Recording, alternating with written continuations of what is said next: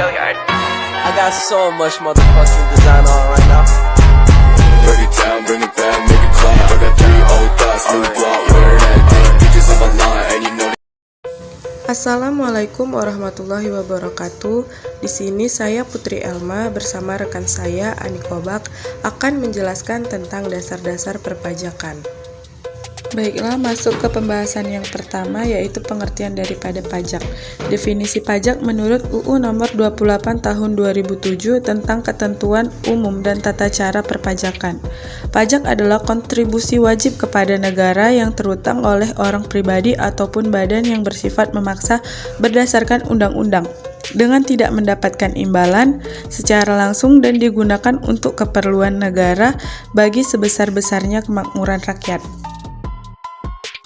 Selanjutnya, ciri-ciri yang melekat pada definisi pajak. Yang pertama itu, pajak dipungut berdasarkan atau dengan kekuatan undang-undang serta aturan pelaksanaannya. Nah, yang kedua, dalam pembayaran pajak tidak dapat ditunjukkan adanya kontraprestasi individual oleh pemerintah. Yang ketiga, pajak dipungut oleh negara, baik pemerintah pusat maupun pemerintah daerah. Yang keempat, pajak diperuntukkan bagi pengeluaran-pengeluaran pemerintah yang bila dari pemasukannya masih terdapat surplus digunakan untuk membiayai public investment. Nah, selanjutnya itu ada pungutan lain selain pajak. Yang pertama ada bea materai, yang kedua bea masuk dan bea keluar, yang ketiga cukai, yang keempat retribusi, yang kelima iuran, dan yang keenam itu ada pungutan lain yang sah atau ilegal berupa sumbangan wajib. Selanjutnya itu fungsi put-keta-air atau sumber keuangan negara.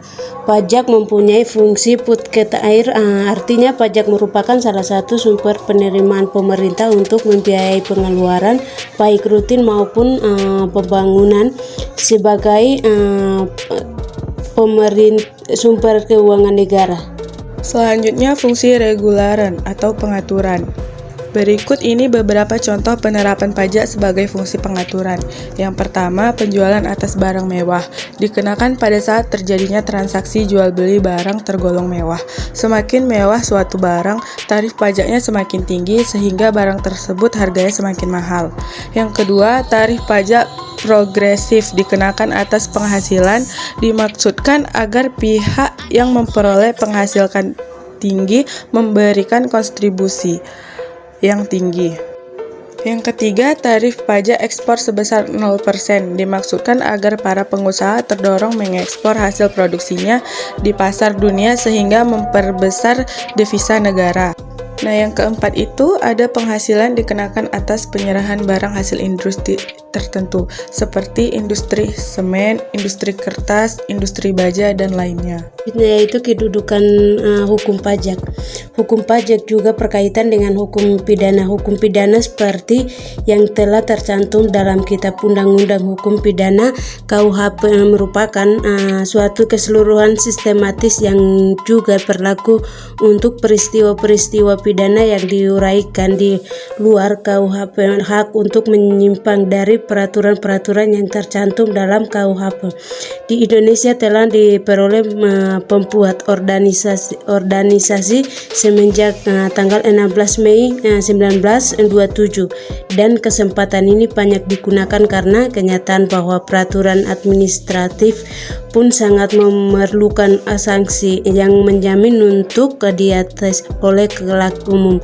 Demikian pula dalam peraturan pajak terdapat sanksi yang bersifat khusus. Selanjutnya itu pembagian hukum pajak.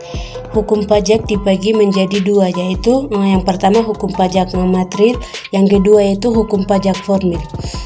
Hukum pajak material merupakan norma-norma yang menjelaskan keadaan, perbuatan, dan peristiwa hukum yang harus dikenakan pajak, siapa yang harus dikenakan pajak, dan beberapa besar pajaknya. Dengan kata lain, hukum pajak material mengatur tentang timbulnya, besarnya, dan hapusnya utang pajak peserta hubungan hukum antara pemerintah dan wajib pajak. Hal-hal yang termasuk dalam hukum pajak material antara lain peraturan yang memuat kenaikan denda, sanksi atau hukuman, cara-cara pembebasan dan pengembalian pajak, serta ketentuan yang memberi hak tagihan utama kepada fokus. Contohnya yaitu Undang-Undang Pajak Penghasilan dan Undang-Undang Pajak Tambahan Nilai. Hukum pajak formil merupakan peraturan-peraturan mengenai berbagai cara untuk mewujudkan hukum material menjadi suatu kenyataan. Bagian hukum ini memuat cara-cara penyelenggaraan mengenai penetapan suatu utang pajak, kontrol oleh pemerintah terhadap penyelenggaraannya, kewajiban para wajib pajak sebelum dan sesudah menerima surat ketetapan pajak. Kesimpulan dari dasar-dasar perpajakan yaitu, pajak adalah iuran wajib rakyat kepada kas negara berdasarkan undang-undang atau yang dapat dipaksakan, dengan tiada mendapat jasa timbal balik atau konspirasi yang langsung dapat ditujukan dan yang digunakan untuk membayar pengeluaran umum.